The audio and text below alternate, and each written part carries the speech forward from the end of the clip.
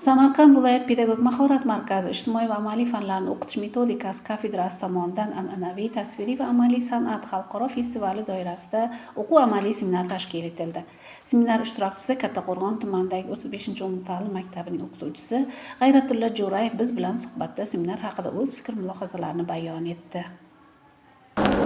San'at festivali o'tkazilayotgan ekan, shu munosabat bilan biz Kattaqo'rg'on 35-umumiy o'rta ta'lim maktabidan tashrif buyurdik.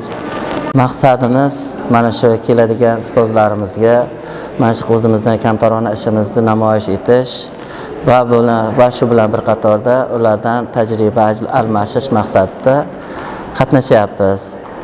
Mana shu o'zimizning maktabimizga qariyb 35 yildan beri ijod qilib kelyapman. Mana shu ijod qilish jarayonida ham ta'lim bilan bir qatorda tarbiya berib va shu bilan bir qatorda kasb-hunarga ham o'rgatib kelyapmiz. O'quvchilarim bugungi kunda 100 dan ziyod bo'lishiga qaramasdan hammasi o'z yo'lini topib ketganlar. Chunki bu kasbni, bu hunarni ketidan o'zlarini, oilasini, o'zlarini ishlarini davom ettiryaptilar, tebratyaptilar.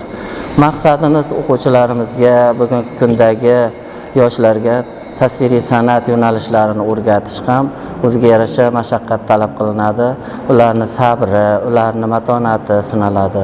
Tasviriy san'atga qiziqqan har bitta o'quvchi undan hech qachon yomonlik chiqmasligi. Eng asosiy vazifamiz maktablarda boshlang'ich ta'limni san'at yo'nalishi bo'yicha beradigan bo'lsak, mana shu san'at yo'nalishida ketadigan har qaysi shogirdim o'z yo'nalishini mana shu san'at ketidan topadi deb umid qilaman va ishonaman. Mana shu 35-maktabga 35 yildan ziyod bo'lib ishlagan bo'lsam, mana shu ishlash jarayonlarida ko'plab muvaffaqiyatlarga erishdim. Mana shu muvaffaqiyatga erishimda ustozlarimning mehnati juda ham katta deb o'ylayman. Chunki ular har bitta qiladigan ishimni, har bitta bajaradigan vazifalarimizni, yo'l yo'riqlarini o'rgatib, ularni ta'limga bo'lgan qiziqishlarini menga o'rgatishlari natijasida mana bugungi kungacha xalq ma'rifi a'lochiligi, xalq ta'lim fidoyisi ko'krak nishonlari bilan taqdirlandim. Bu uchun ming rahmat aytaman ustozlarimizga, maktabimizning direktori Nigora Qayimova ham o'zlarining misol uchun kamtarona maslahatlari bilan ko'plab to'garaklarni tashkil qilganmiz, maktabimizga ishlab chiqarishni tashkil qilganmiz. Ko'plab o'quvchilarimiz mana shu ishlab chiqarish ketidan katta ko'rik tanlovlarga qatnashib, nufuzli o'rinlarni qo'lga kiritib kelmoqdalar.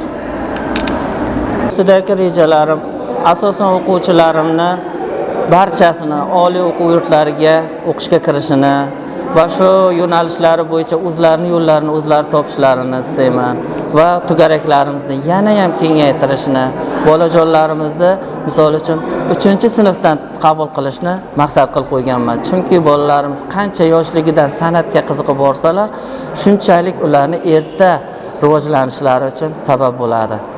Ustoz, mana shu qo'yadigan videomizni juda ko'p muxlislarimiz kuzatishardi.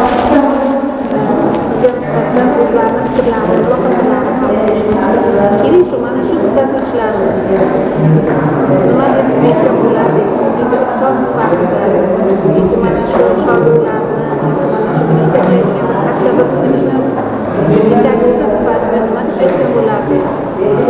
Albatta, ustozlik kasbi, o'qituvchilik kasbi juda ham mashaqqatli, ham va shu bilan bir qatorda sharafli kasb.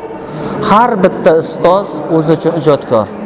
Har bitta ijodkor o'qituvchi, har bitta yosh qalbni to uni voyaga yetguncha tarbiyalashni o'zi bo'lmaydi. Meni maqsadim o'quvchilar, mana shu ustozlarimizni, mana shu keladigan ta'lim beradigan ustozlarimizni qadriga yetishlarini xohlayman.